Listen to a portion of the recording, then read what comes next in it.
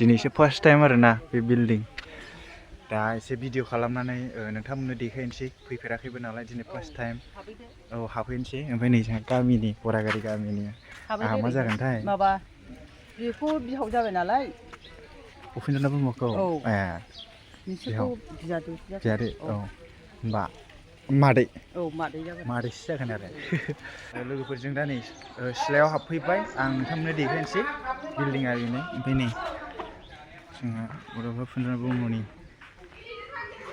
Building दिनैसो first टाइमलै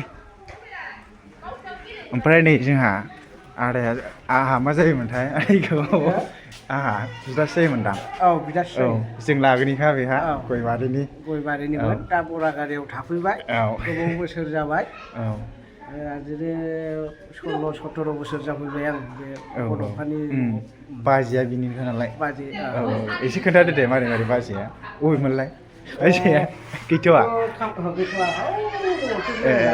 औ दे माने दिनैसो फार्स्ट टाइम फैदों नालाय ओमफ्राय दा नायलांबाय था लोगो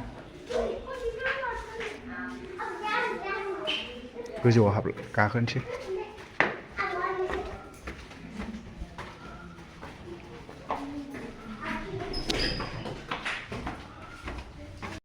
नैबेहा नै माबा हल जाहैबाय बेहा मिटिं जानाय बेवहाय माबाफोर सावरायनाय जायोना मिटिंफोर औ दिनैसो हाबफैफेरदोंलां आदा बेनो मोजां ना नै सानसोरां फंबायाबो माने खनसेबो फैफेराखैमोन दिनै फार्स्ट टाइम फैनानै माबायदि मोनदों से मे 2025 माने बड'फानि थैनाय सान दा बेखौ दतमा थुलुंगाफुरियाव जोङो बिबार बावनाय फालिदोंमोन मान बावनाय ओमफ्राय बेनिफ्राय जों दा नैबे बड'फानि न' बरागारियाव फैदों दिनै गिबि खेब फैदों ओमफ्राय मोजां मोनदों माने बेयाव फैनानै मोनसे जारिमिन गोसोआव फैदों बा गोसोआव मोनसे जारिमिना जाखांदों आरो गोदोनि बड'फानि माने बड'फाखौथ' जों नुवासै अब्लाबो बिथाङा माबादिमोन बे गोसोआव फैदों आरो ओमफ्राय बिथांनि आं माखासे नैबे न'आवहाय गोबां बड'लेण्ड सोमावसारनायनि फटकफोर दङ बेखौ नायनानै एसे मोजां मोनदों ओमफ्राय गोसोआव माने एसे दुंब्रुद खालामदों आरो गोसोखौ माने जारिमिन जाखांनानै दा बेनो जोबोद मोजां नैबे न' बेवहाय गोबां जारिमिन फटक दङ जारिमिनारि बड'लेण्ड सोमावसारनायनि ओरै गासिबो सोरगिदिं फटक दंजोबो आरो आङो एसे देखायनोसै लोगोफोर नोंथांमोननो आं फारि फारि देखायनोसै बड'लेण्ड मुभमेन्टनि बियो नै मायथाइबो दंखायो एसे नायनानै लादो लोगोफोर मायथाइबो होना दं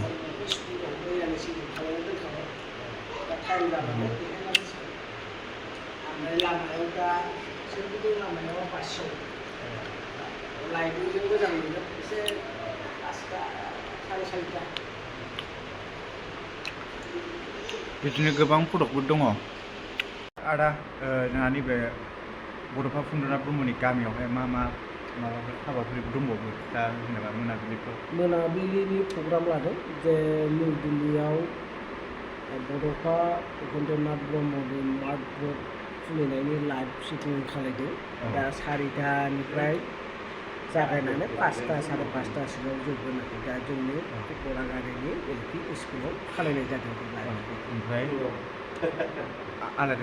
आलारि बाथि सावगोन जे बड'फा उपेन्द्र नाथ रुंसारि जानायनि गोसो लानानै मोनाबिलि गासिबो लामायावनो बाथि सावनाय हाबाफारि लादों लोगोफोर जों दा माने बिल्डिं गोजौआव टपआवहाय दंफैयो आरो ओमफ्राय नै दिनै फार्स्ट टाइम माने बड'फा उपेन्द्र नाथ ब्रह्मनि न'आवहाय फैनानै गोजोननाय मोनबाय आरो मानो होनब्ला उनावहाय फैबावबाय थागोन ओमफ्राय दिनै फार्स्ट टाइम फैनायखाय माने थांनोनो बादों आरो भिडिअ बानायबाय थानो लुबैदों ओमफ्राय गोजौनिफ्राय नै माबायदि नुयो बरागारि गामि आरोना ओमफ्राय आङो नोंथांमोननो दा नैबे बरागारि एल पि स्कुलावहाय माने दा 4टायाव लाइभ स्ट्रिम दं नालाय आं एसे देखायहैनो नागिरदों लोगोफोर। नोंथांमोनहा भिडिअखौ स्किप खालामनो नाङा, अननानै जाय गोदान साबस्क्राइब खालामना लाबानो जाबाय लोगोफोर। माने आंबो दतमानिनोखा नालाय, माने दतमा एरियानि भिडिअ बानायनाय समावहाय जाहाथे आंनि चेनेलावहाय नुबाय थायो। ओमफ्राय सानसोरां दसे बे माबा लाइभ स्ट्रिम होगोनावहाय दसे ओरैनो देखायलायनोसै। औ माने जों दाहाय बेलासियाव फैनो हायोबा फैनोसै, फैनो हायाबा जिखुनु जाया नायनोसै आरो जोंबो। लोगोफोर न'खौ ओरैबायदि जा मोजां लुनानै दोनखादोंना, बिराद मोजां मोनबाय दिनै फैनानै फार्स्ट टाइम। ओमफ्राय जों दा एल पि स्कुलाव थांसै। जों दा माने एल पि स्कुलाव सफैबाय, एसे देखायनोसै नै मख्रापारा गुदि फरायसालिनो लोगोफोर। नै जोंहा स्टेजबो बानायखादों, दा एसे प्रग्राम जागोन बे। ओमफ्राय नैबे सिङावनो आरोना लाइभ स्ट्रिम जागोन ना बे सिङावहायनो। आं एसे देखायनोसै।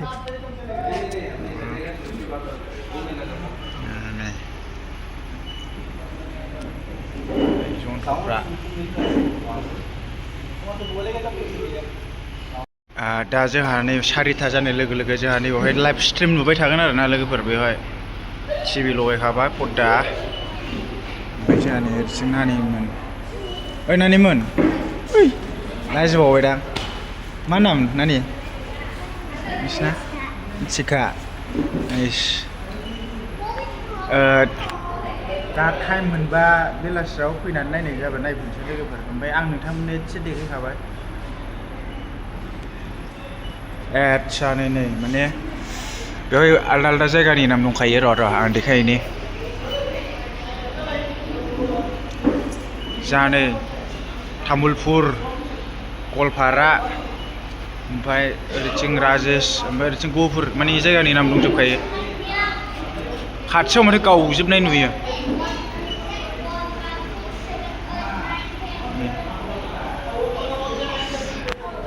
जाय नायनो नोंथांमोनहा बेयाव फैनानै नायफैनो हागोन आरो लाइभ स्ट्रिम। अन्ना भाई ये सही जगह पे पहुंचाएगा।